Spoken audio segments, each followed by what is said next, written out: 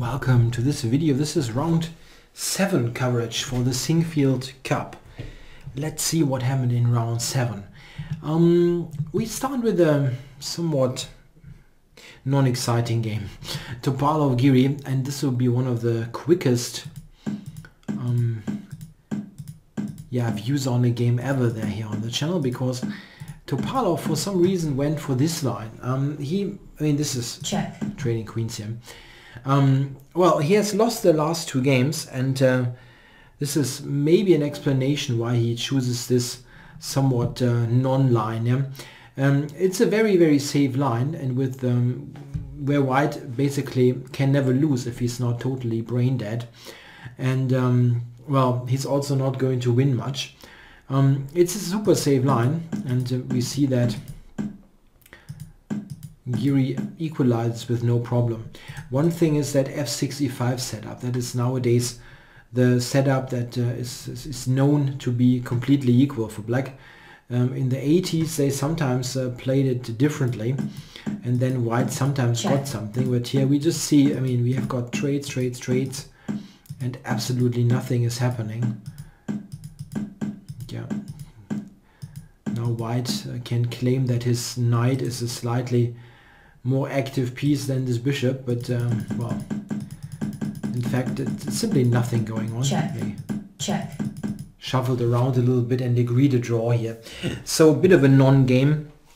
It's entirely the white player's choice to go for this 5 e4. Giri, as he said, he was ready for Grünfeld. If white goes d4, we have a Grünfeld, but e4 is just exceedingly boring, which is, I have to say, something that I have played in the past. If I was paired against a strong opponent and I felt that the draw is okay and I really don't want to play because of whatever circumstances, and this line is perfect. As I said, you can hardly lose. It's very difficult to lose this line with white. Okay, anyway, that was very unexciting. Caruana Rashida Graf, that was the next game on my list, and they had a bishop b5, the Sicilian again. I think it's interesting that Rashida also goes for knight d7 here. That move seems to be very much in fashion. The old mainline of bishop d7 is not seen that much anymore. It seems that this is far more en vogue nowadays. Yeah, and we get, this is quite funny, we get a position that looks a lot like a Ruy Lopez here, right? Yeah. It's pretty reminiscent of some Chigorin or some Breya more than a Chigorin, especially after b4 here.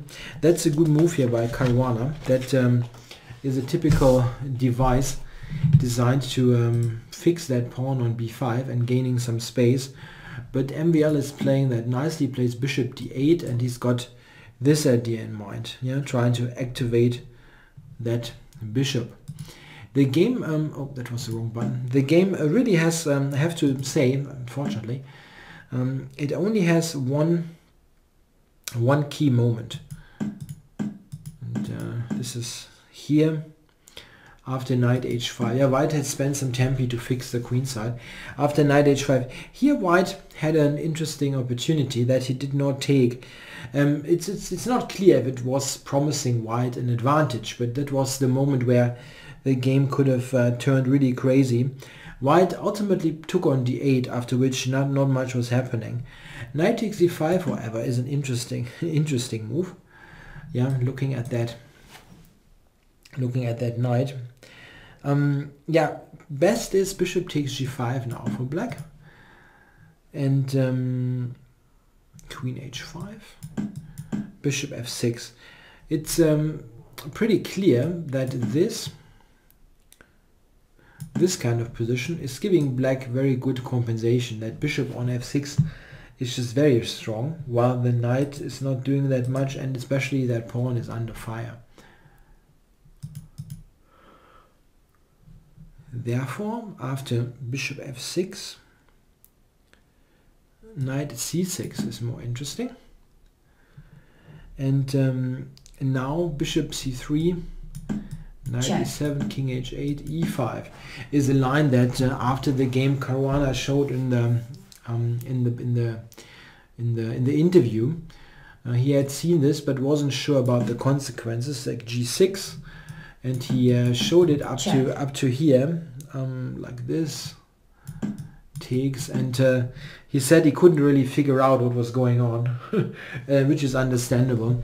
It is probably entirely unclear. Yeah? White has got a rook for 2 pieces, but white has a ton of pawns, and the whole situation is completely messy. It's very difficult to get to grips to that. That was, however, the one moment in the game where something exciting could have happened. After bishop d8, rook d8, knight h4, g6, I think black can be satisfied with this position. I have played this structure quite a bit with black in my somewhat outdated Shigorin line, and here a couple of things are okay from the black point of view. The trade of the dark squared bishop is definitely something that black does not mind. Often that bishop is kind of passive on e7 or g7 or somewhere like that. Also trading one pair of minor pieces is good. Black has less space, and also the a file is open. This is in fact kind of a double-edged thing. Sometimes the a file open is favoring white, but I think here black doesn't have any problem, and in fact here he has chances to use the a file to trade off the heavy pieces, and if the queens and rooks are going off the board, not much is happening. Yeah, he's playing that. Okay, now regrouping that bishop to d7, and now we see that the rooks are traded on the a file. This is what I meant.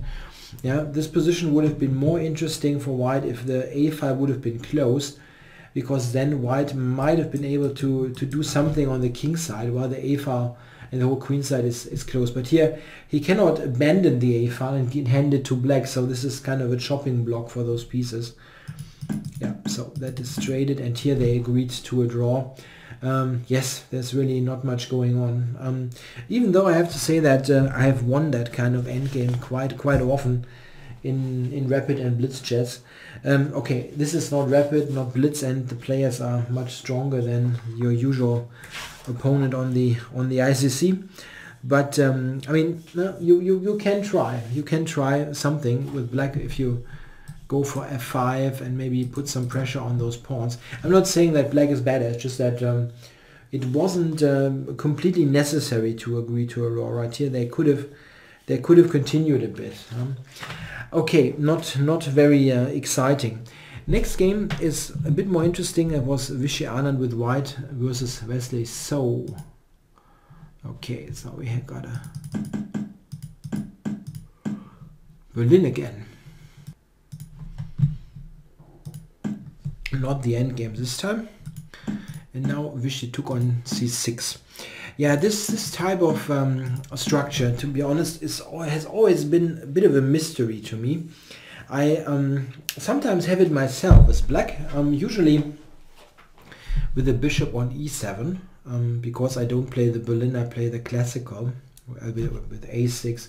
Classical is also wrong. I play a6, knight f6, bishop e7, the traditional line, let's say. The classical is something different.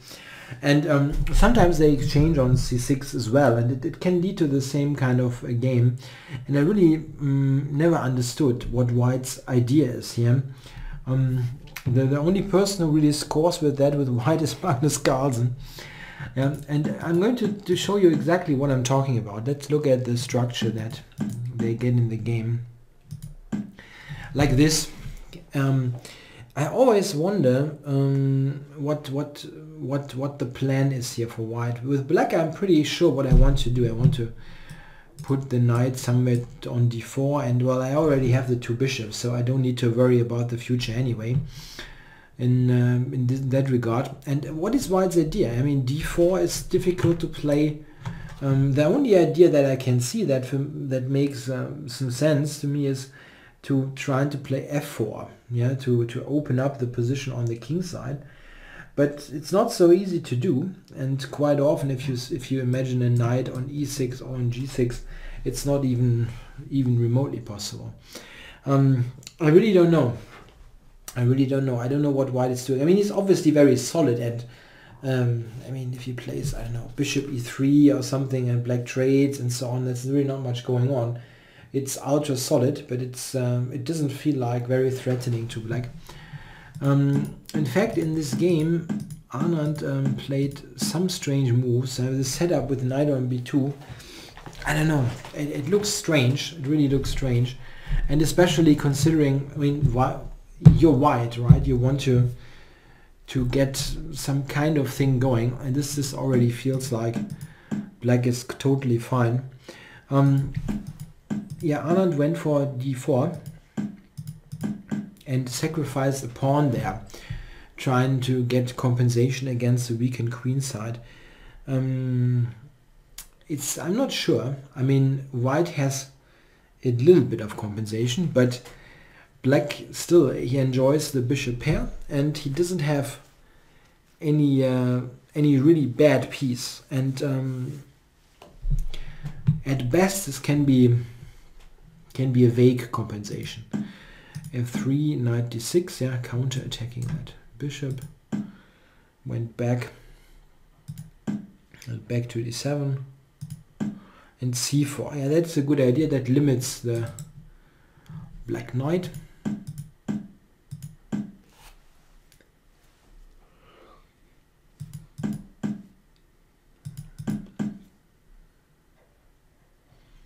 And now c5. That's a good move. It's active. It looks at those squares, and it limits that b7 knight. I think here, I mean, I'm not sure, full compensation, I'm not sure, but I think it's clear that it's definitely difficult for black to make headway in this position, as white is really active. That looks all very normal. And knight c4, yeah, here Anand already had the idea that we will see in the game, well, why did he give up the c5 pawn? That happened because he wanted to play this, knight takes e6. That's an interesting choice. White, after bishop b4 now, decided to take on g7 and give up the queen. Huh? Okay, and this is in fact interesting. Takes, bishop took. Yeah, queen takes was also possible.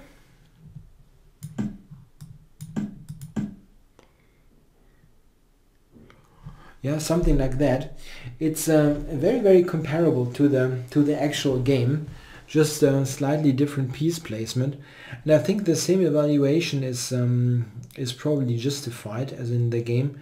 White has chances to hold due to these fortress options. We will see in the game how it can be played with those fortress ideas. It is not very attractive to play, but white certainly has chances to draw this. Interesting that Anand so quickly got into this kind of... I mean, this is a very unattractive prospect because white can never ever win. He can only draw if things fall into place or lose. Yeah, bishop takes was played, rook takes, bishop f7, that's all very logical.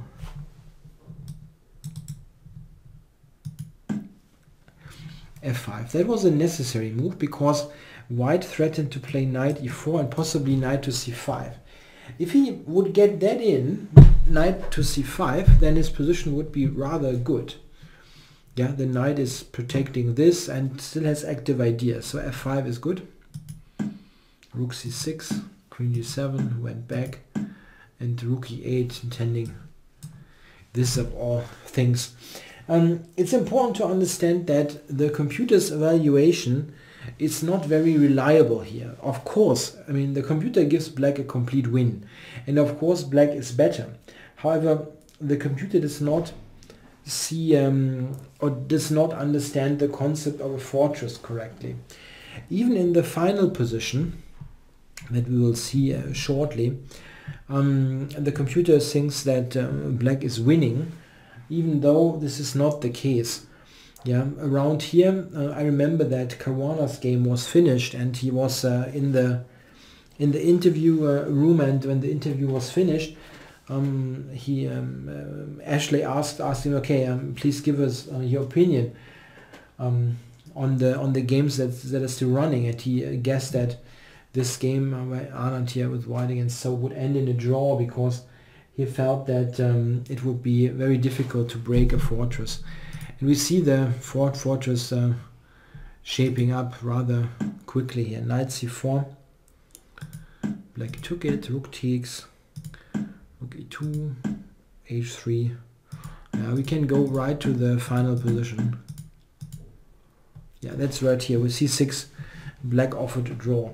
Yeah, this is what would happen. Takes.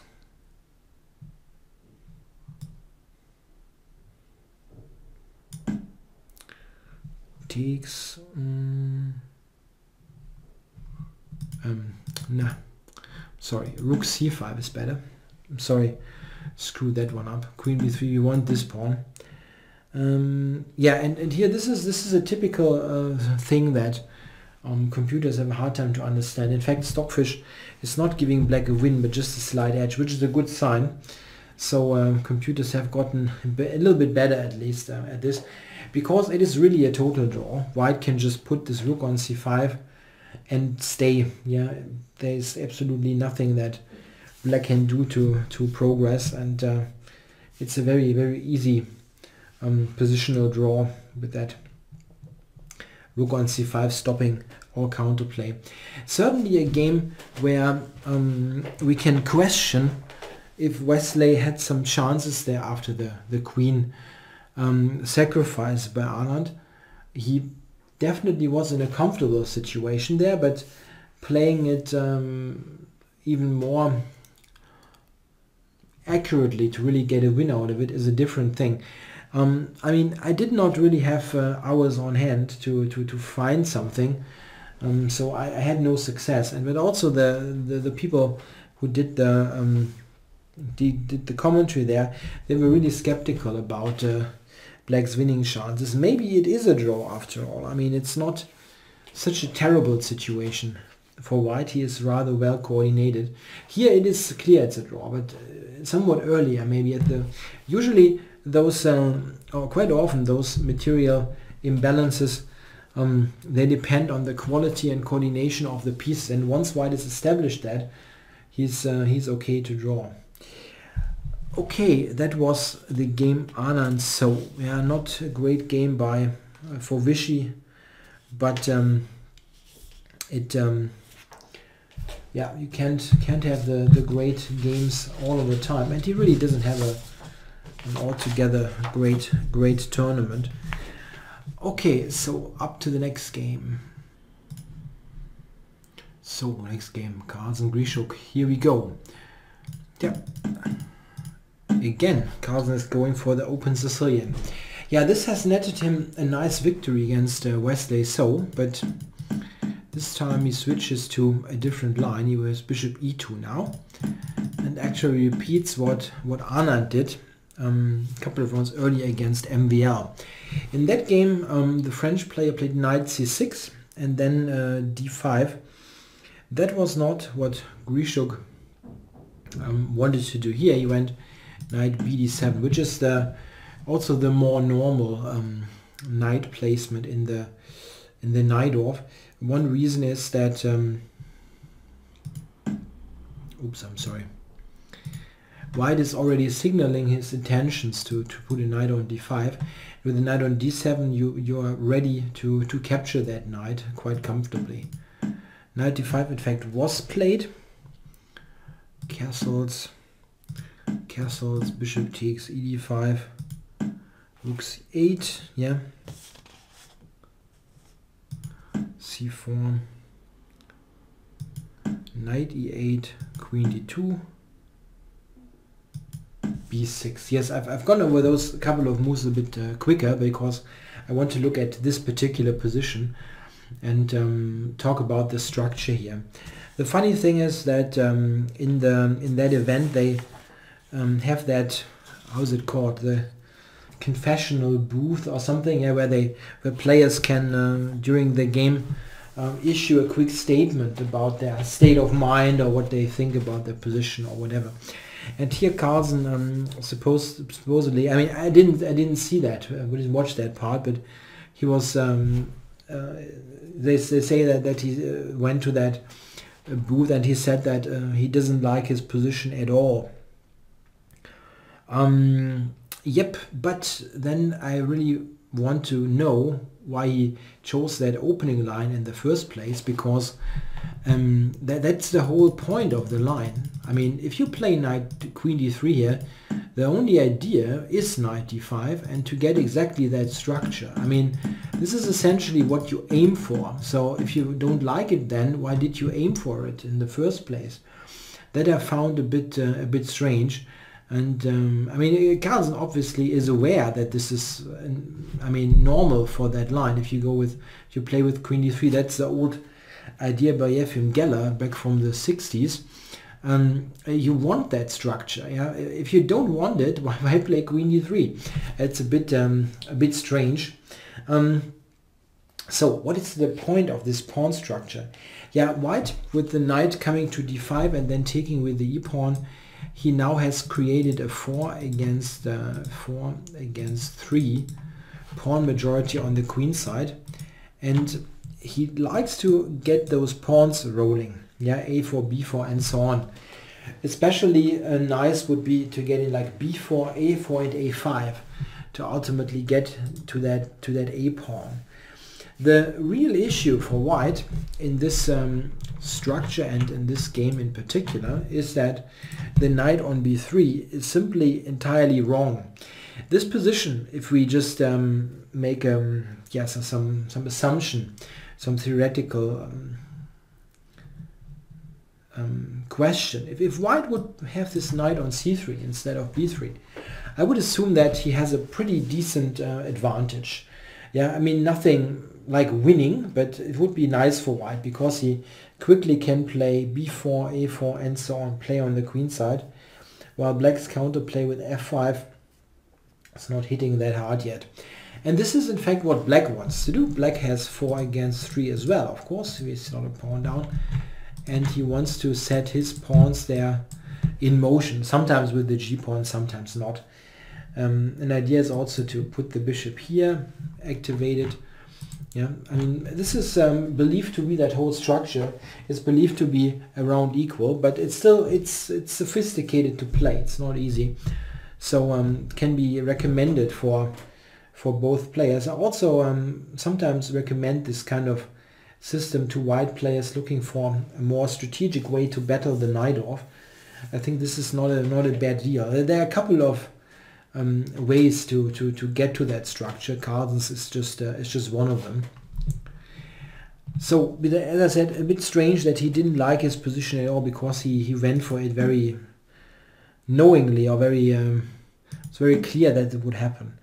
a5, yes, black is trying to block on the queen side, and now knight a1. It's always funny to put the knight in the corner, but it does make some sense. The knight really was bad there, and maybe we can envision a route like this, for example, putting the knight on b5, or simply get it over to the king side somehow, like this. Oh, no, that was wrong, but you know what I mean. Yeah, getting it over on the king side. There's also a second idea, and we will see that very soon. Black played g6, and now here comes the second idea, b4. It's not a very typical move, playing that without any further preparation with a3, but it has a concrete idea. If black takes, which looks nice due to black gaining that square, white goes knight c2, and knight b6 to c4 is rather uncomfortable. Therefore, knight g7, black just keeps the position on the queen side. Bishop b3, looking at that f5 square.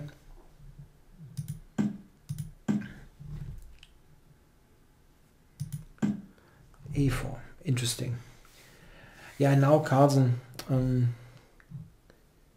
decided to take that pawn. No, sorry.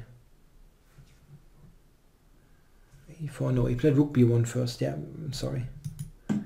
You know, e4 by Grishuk. That is the moment where he took that pawn. Yeah, I mean, black certainly is okay here. He has pretty okay pieces. Bishop can come to f6, knight to f5. It's all okay. However, white might win a pawn, which happened here. This is what Carlsen played. However, black clearly has a fine compensation, and it's difficult. I mean, at the moment, black gets a pawn back, but white will also win the e4 pawn. We can check this now. Yeah, however, black gets that quick counterplay against the a pawn. It's really not that much happening. Black activates a bit, white activates a bit, all normal. And now black finally got the pawn back. And this is a very drawish position. However, what Carlsen now did is somewhat uncharacteristic of him. One huge quality that he has is that he's normally playing very objective, sober moves. Yeah, he's not really trying to do some things that the position does not allow. And this is different to some other players. Yeah, if you compare this, don't want to say anything bad there, but some people, some guy like Topalov, for example, he's so aggressive that sometimes he will just overdo it, and he knows it. Yeah, he really, but he wins lots of games with that aggressive style, but he also loses some where he just plays it a little bit too hard. And the next move is something that it's difficult to explain. Carlsen went g4. I mean, was he really afraid of knight f5, or I don't know. The problem is, I mean, black goes bishop d4 now, and bishop c5, and this is really not good. I mean, problem is, this is always now pressurized, and knight takes c6. The right moment is not helping you. That pawn on c6 is completely completely detached from the rest of your game, from the rest of your forces. From here on, black is better, really better, and on top of it, he also didn't have much time. We had those trades, takes on c6, and now black really won that pawn. Yeah, and from here on, it's no fun for white, absolutely not. And we can continue a couple of moves. Now the time control was finished. The next critical moment is here when he went h5. That's a debatable decision. Yeah, as a defender, you quite usually want to trade pawns, reduce the pawn count, and therefore maybe h5 makes some sense because black will take it. He cannot go g5. I mean, cannot go here because that all of a sudden would regroup very nicely.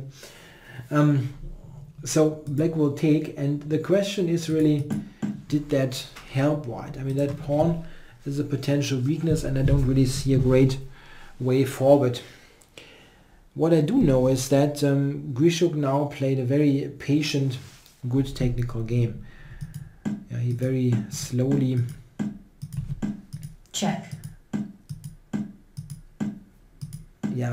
made progress. You don't have to, you don't want to rush things. Just play, put it forward slowly. This kind of advantage. We have all the time in the world. Yeah, a couple of checks.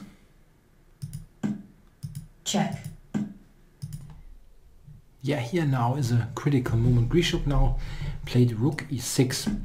And engines give king c3 a stronger, essentially winning.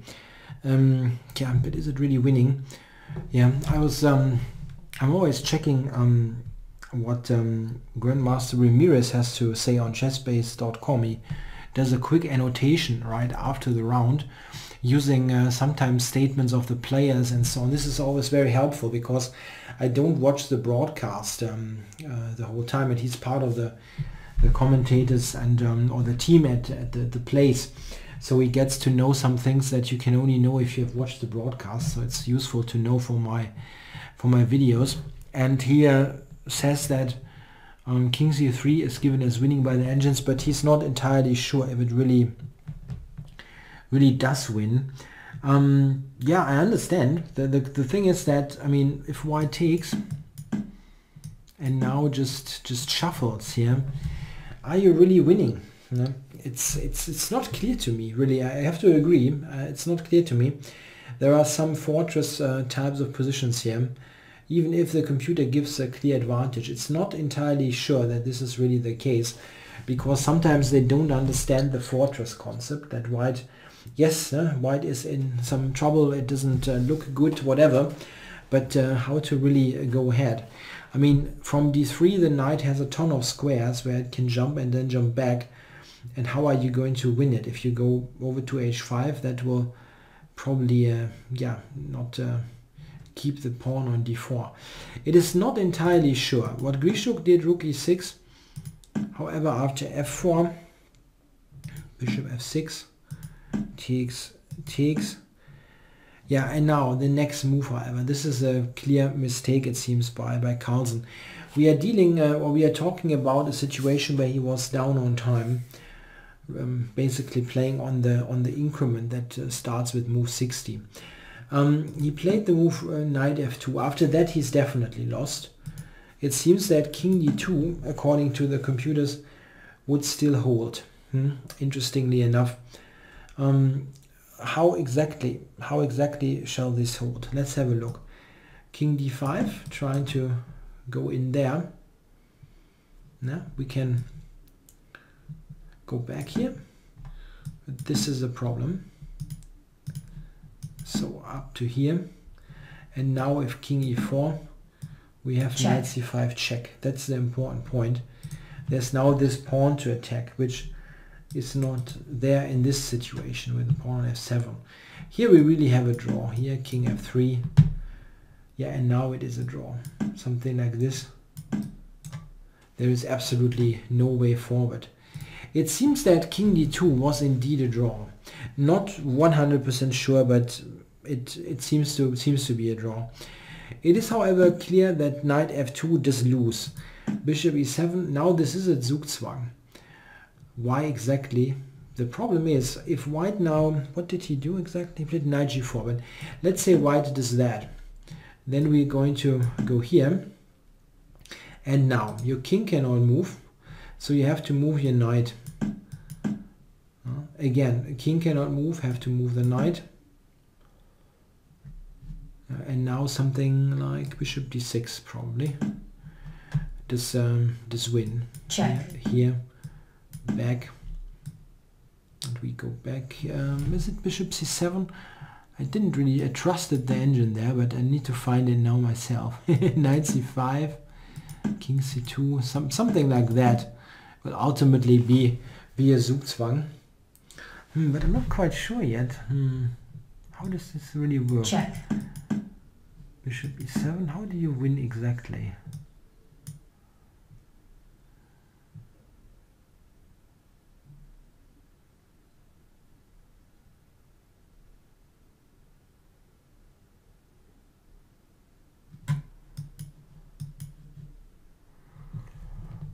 Oh, knight f2, king c2, knight d3. How do you win this exactly?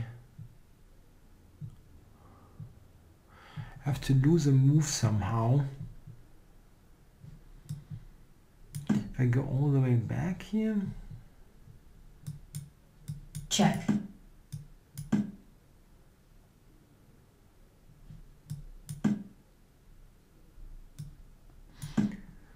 Is this winning? Check. King d1. Bishop e3. Nah, that can be tricky.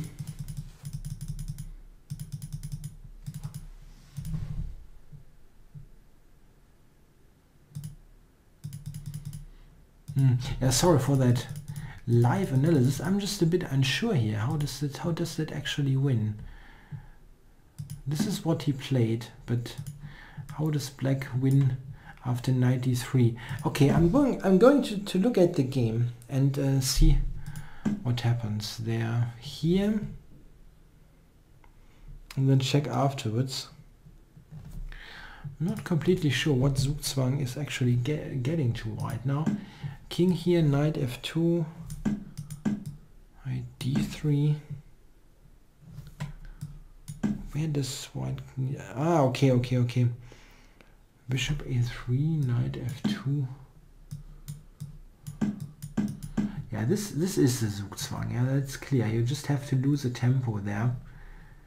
So I need to get to this position. Means that, let's check it again. We need this position. So we need the king on c3 and the bishop on d6. This is the Zugzwang position. So probably we will go with the king first here. And what now? Bishop f8 probably is. Yeah, because now this is the Zugzwang. Yeah, okay, that is the point. So 93 is not working, and if white checks here, we go here, and again we got the Zugzwang. Here, and we will win a pawn. Okay, so it will ultimately be this position. So in the game, knight g4. Yeah, now Carlsen tried f5, takes, king c2, and now this is promoting. White cannot stop that. So the world champion lost this game against Alexander Grischuk. A bit of some strange things about the game. Why didn't he like the opening position when he really very clearly aimed for it? Yeah, with his choice of opening. The real mystery is the move g4 that. Around here. Okay, the position is very equal here, and if white plays something normal, rook d1 or whatever, something that probably should prevent bishop d4, so rook d1 makes quite some sense. Nothing happens simply, and after here black is really in control. They are always having that pressure on f2 and the chances to take here and pick up that pawn. That was not really good. Okay, the next game and final game for that coverage is Nakamura Aronian. Let's see what happened here.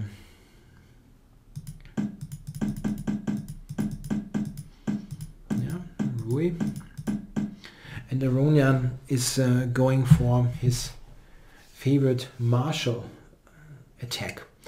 Nakamura is avoiding that by playing a4, and now b4 was played, d4, d6, takes on d8, rook d8. Yeah, this line has featured heavily in Aronian's games. He's playing that a4, b4, exactly that line. He's playing that all of the time if they go a4 against his marshal. So it was clearly part of Nakamura's preparation. The general belief is that this doesn't give white much, and not much, nothing at all. And this game is not really shaking this assessment. I'm sorry. It's quite a mystery what Nakamura was exactly planning. We see now that he regrouped his bishop to c4 and went a5, rook e8, bishop d3, this position. Yeah, what is white playing for? I really don't know. I mean, black can play the knight over to c5, and he can maybe do something against the a5 pawn. I really don't like white's position, I have to admit. It looks kind of, I mean, white is certainly solid, but Nakamura's goal in that game certainly was to win, trying to win, and get to play for the win in this event. I mean, Aronian is leading the tournament, and Nakamura just had this great win against Wesley So it's something to build upon. So he definitely wanted to win. And well, this is not really, I mean, it's not really clear what White is doing in this position. He's solid, but he's really not having any kind of claim for an advantage. This square looks nice, yeah? Was neglected by the push of the B pawn, but we shouldn't forget that in the same procedure, Black also has gained the C5 square. This is also not controlled by White, so it's not that this is a one-sided trade of squares. It's not just White getting C4, but Black also has gotten C5 for this, and he can attack that pawn. We see that Aronian is regrouping that nicely. Knight over to C5, and he had one of his, I think it's can always call it a trademark maneuver, the rook to the 5th. He has played that quite a bit in the Ruy Lopez. Yeah, his handling of rooks is always interesting. An interesting little fact here, or part of this position, is that Black on paper, yeah, if you do it by classical standards, that was a wrong arrow, has a terrible bishop. Yeah, all pawns are on dark squares, and this bishop is on dark squares as well, while White's bishop is fitting with the pawns nicely.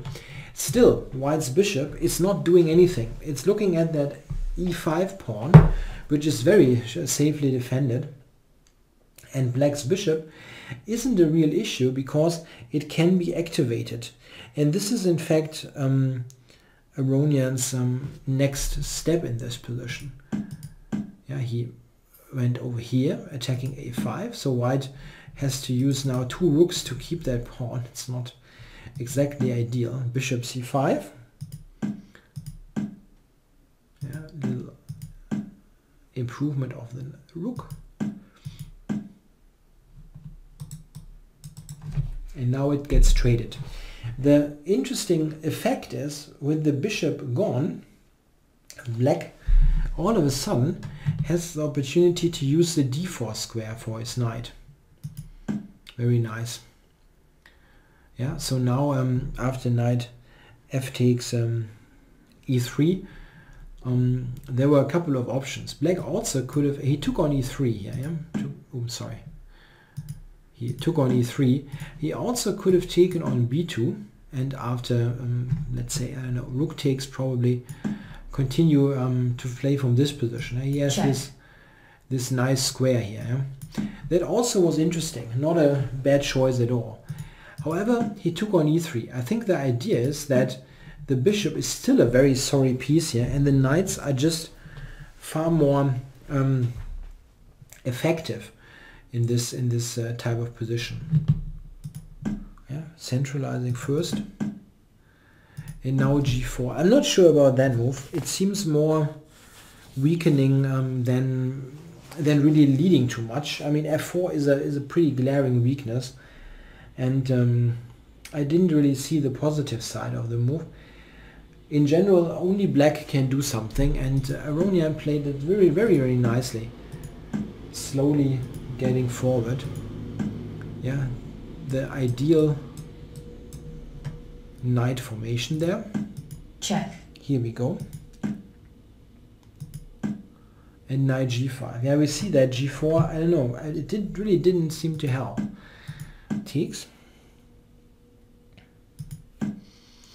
Yeah, Black is better in this position, and it's pretty clear that he has all the ideas, but it is not entirely clear if he's really having a decisive advantage. We see that a couple of moves later.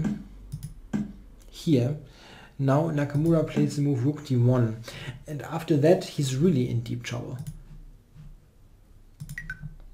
It seems he probably should have tried rook f1, lending, I'm sorry, I'm really clicking badly, lending extra protection to that pawn.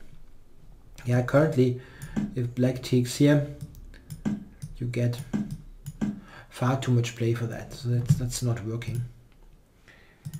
This, after rook f8, starts to get ugly. The f3 pawn looks yeah, indefensible, and he now takes on e5.